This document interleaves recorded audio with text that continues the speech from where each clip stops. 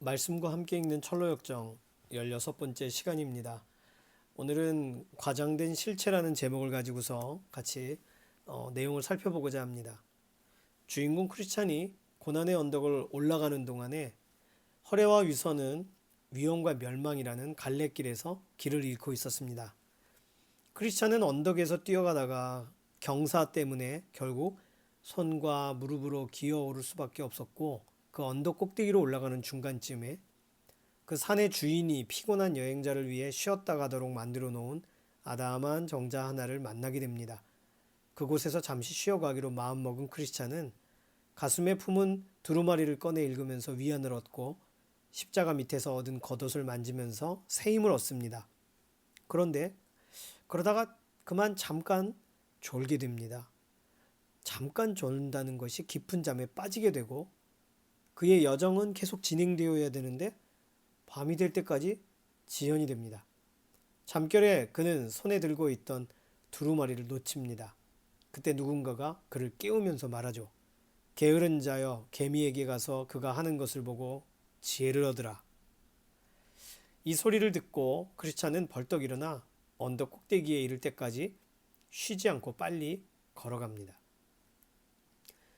크리스찬이 언덕 꼭대기에 도착하자마자 두 사람이 마주 걸어오는 걸 보게 됩니다. 허겁지겁 달려와요. 그들의 이름은 겁쟁이와 의심쟁이입니다. 크리스찬이 묻습니다. 왜 가던 길을 거꾸로 반대 방향으로 달려오고 있습니까? 겁쟁이가 말하죠. 우리는 시온성으로 가는 중이었는데 위험한 장소가 나타나서 더 이상 가면 더 큰 어려움을 만날 것 같아 되돌아오는 중이요. 의심쟁이가 말합니다. 맞습니다. 바로 우리 앞에 사자 두 마리가 길 가운데 누워 있는 걸 보았습니다. 사자들이 잠들었는지 깼는지 우리는 모르지만 가까이 가면 사자가 갈기갈기 물어 뜯어버릴 것 같아서 두려워서 이렇게 왔습니다. 크리스찬이 말합니다. 당신들의 말을 들으니 나도 두려워집니다. 하지만 어디로 가야 안전합니까? 고향으로 돌아가면 그곳은 곧 멸망한 곳이고요. 그렇지만 천성에 이를 수만 있다면 위험을 무릅쓰고 앞으로 가야 맞는 거겠죠. 죽음의 고통이 있더라도 멸망의 성, 죽음으로 갈 수는 없지 않습니까? 공포를 넘어서서 저 너머 영생의 구원이 있으니 나는 계속 가겠소. 크리스찬은 가던 길을 향해 계속 걸어갔고, 겁쟁이와 의심쟁이는 언덕 아래로 뒤돌아서 계속 뛰어내려가게 됩니다. 얼마 후에 겁쟁이와 의심쟁이가 말했던 이야기가 다시 떠올라요. 사자 이야기가. 그래서 크리스찬은 두루마리를 읽고 위안을 얻기 위해 가슴 안쪽에 손을 넣어봤지만 두루마리가 자기에게 없다는 사실을 알고 당황합니다.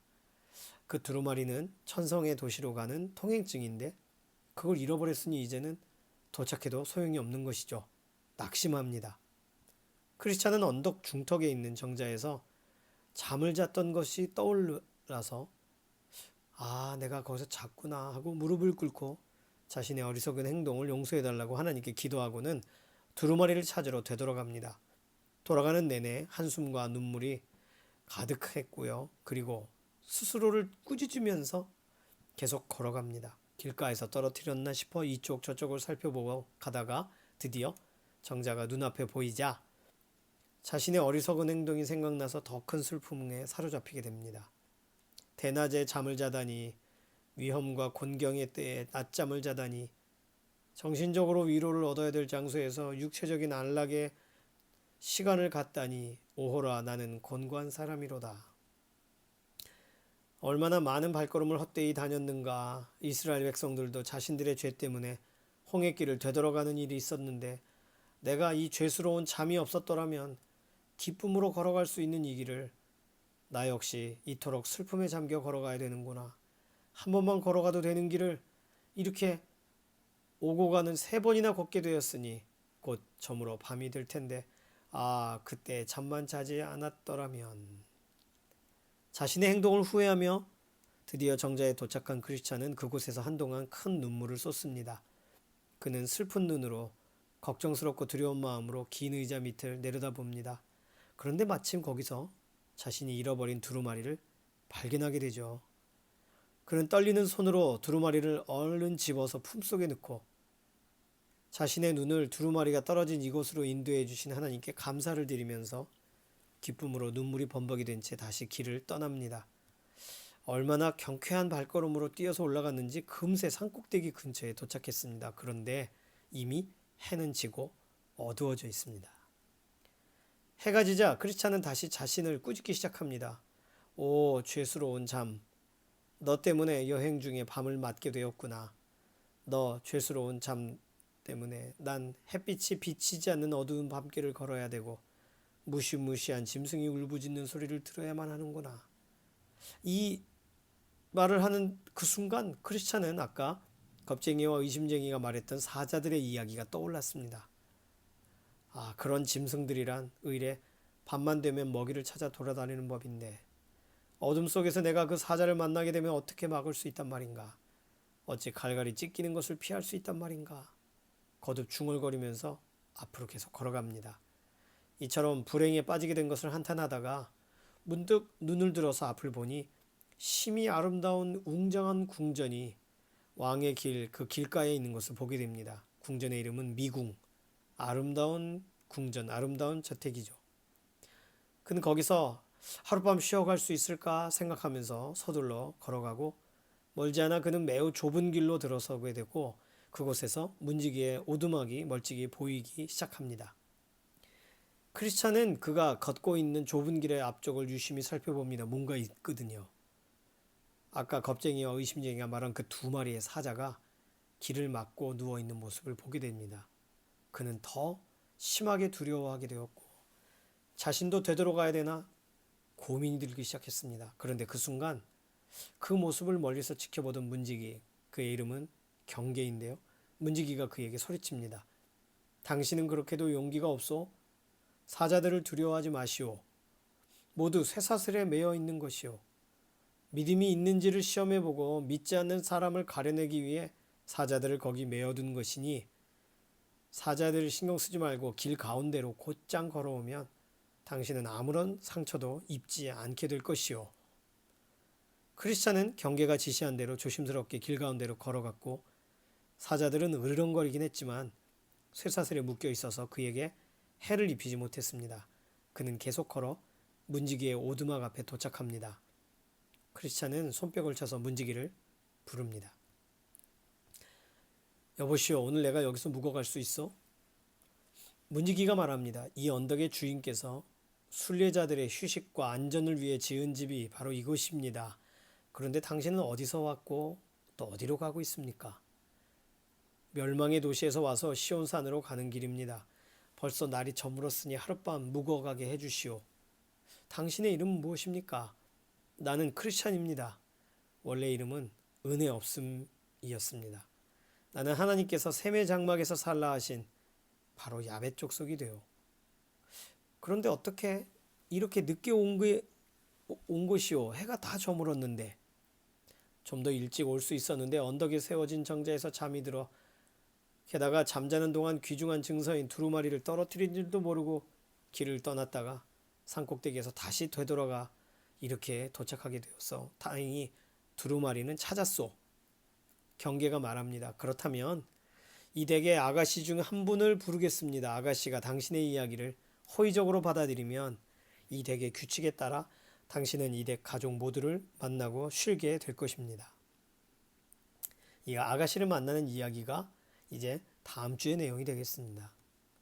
자, 지금까지 내용을 정리하면 주인공이 겪게 된 일은 두루마리를 잃어버린 것이죠. 쉼의 자리에서 영적인 게으름의 결과로 구원의 확신을 잃어버린 것으로 이해해야 됩니다. 다시 말하면 구원의 확신이란 우리가 잠시 놓칠 수가 있죠. 우리의 감정의 상태에 따라 그럴 수 있습니다. 그런데 그 잃어버린 자리로 다시 되돌아가면 찾을 수 있죠. 구원의 확신을 우리에게 확인시켜 주는 것은 사실 하나님이 주신 약속 두루마리가 되겠습니다. 두 번째, 주인공이 겪은 일은 돌아가는 길에 두 사람을 만나는, 그들은 어찌 보면 주인공이 지금까지 걸어왔던 길을 되돌아가고 있던 사람들이죠. 그들의 이름은 겁쟁이와 의심쟁이입니다. 믿음의 길을 시작했으나 중도 포기한 사람들로 보면 되겠습니다. 이들은 십자가를 경험했지만 두려움에 잠식된 사람들이고 부정적인 이야기, 사자의 이야기를 듣고는 두려움과 걱정에 빠져서 되돌아갔습니다. 그 사자의 이야기는 사실 믿음을 검증하는 이야기였죠. 믿음의 시험에서 이들이 떨어진 것을 말합니다.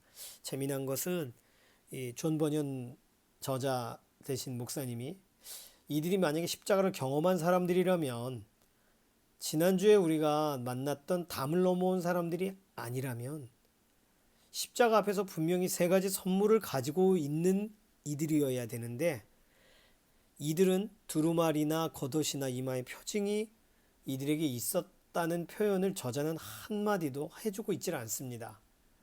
이것은 이들이 정말 갖고 있지 않았다는 것인지, 아니면 이들이 그것을 가지고 있음에도 불구하고 그것이 없는 것처럼 행동했다는 것인지 우리는 알 수가 없습니다. 다만 십자가를 경험한 사람이 갖는 세 가지 선물과는 다른 이들에게 있는 이상한 세 가지의 특징이 있는데, 하나는 두려움의 이야기를 과장했다는 것이고, 왜냐하면 사자가 어떻게 할지 알지 못한 채 멀리서 바라보고 그것을 과장했다는 얘기고, 두 번째는 그들이 믿음의 길을 걸어가고 있는 그 하나님의 약속을 믿지 않았다는 것이죠. 세 번째는 또 다른 사람에게 자신이 아직 경험하지 않은 일을 과장해서 설명하면서 다른 사람도 의심하게 만들었다는 것입니다. 그러니 어떻게 보면 이들은 믿음의 선물 세 가지가 아닌 의심의 선물 세 가지를 전달한 겁니다. 세 번째로 주인공이 겪은 일은 문지기, 경계라는 문지기를 만나서 도움을 얻은 것이죠. 문지기를 통해서 사자가 묶여 있기 때문에 그 믿음의 시험을 지금 통과할 수 있게 길을 얻게 되죠. 오늘의 내용을 정리하면 구원의 두루마리를 붙들고 있는가, 그리고 믿음으로 담대히 나아가고 있는가를 질문하고 있는 내용이 되겠습니다. 연관 본문은 베드로전서 5장 7절에서 10절 사이의 본문입니다. 너희 염려를 다 주께 맡기라. 이는 그가 너희를 돌보심이라. 근신하라 깨어라. 너희 대적 마귀가 우는 사자같이 두루다니며 삼킬 자를 찾나니 너희는 믿음을 굳건하게 하여 그를 대적하라. 이는 세상에 있는 너희 형제들도 동일한 고난을 당하는 줄을 알미라. 모든 은혜의 하나님 곧 그리스도 안에서 너희를 부르사 자기의 영원한 영광에 들어가게 하시니가 잠깐 고난을 당한 너희를 친히 온전하게 하시며 굳건하게 하시며 강하게 하시며 터를 견고하게 하시리라. 아멘. 사자를 만났을 때 동일한 고난을 당했던 사람들이죠. 그런데 믿음을 굳건하게 하여 대적하는, 믿음을 굳건하게 하여 통과한 사람이 주인공이고, 믿음과 상관없이 고난에서 실족한 사람들이 그 겁쟁이와 의심쟁이가 되겠습니다. 자, 질문 드릴까요? 누가 삼킬 자를 찾고 있습니까? 이 본문에서. 그리고 어떻게 삼킬 자를 찾고 있나요? 두 번째 질문은요. 삼킬 자를 찾아다니는 대적 마귀를 어떻게 벗어날 수 있는지 성경에 있는 표현 그대로를 나눠보면 되겠습니다. 세 번째 질문은요. 우리가 굳건하게 할 때, 믿음을 굳건하게 할 때 하나님께서 행하시는 일은 본문에 어떤 것입니까? 찾아보시고 서로 나눠보시죠. 목장에 속한 동역자분들을 위해서 오늘의 내용을 받은 그대로 한 주간 살도록 축복하며 기도하시면서 모임을 마감하시면 되겠습니다. 다음 주 5월 마지막 주일인데요. 17과의 내용을 가지고서 이제 아름다운 성 미궁에서 만난 사람들의 이야기로 함께 17과 진행하도록 하겠습니다. 여기까지 같이 해주셔서 감사합니다. 잠깐 기도합니다. 살아계신 하나님 감사합니다. 오늘 우리의 믿음을 시험하는 과정들이 많은데 흔들리지 않게 하시고 그 믿음에 잃지 않도록 견고한 우리에게 주신 약속에 두루마리 붙잡고 나아가는 소망의 걸음 되게 해주시옵소서. 우리의 삶을 때마다 정말 돌아보시고 채우시는 하나님께 감사드리며 이번 한 주간 철로역정의 믿음의 걸음 승리하게 인도하여 주실 줄로 인하여 감사드리며 살아계신 예수님의 이름으로 기도드립니다. 아멘. 감사합니다.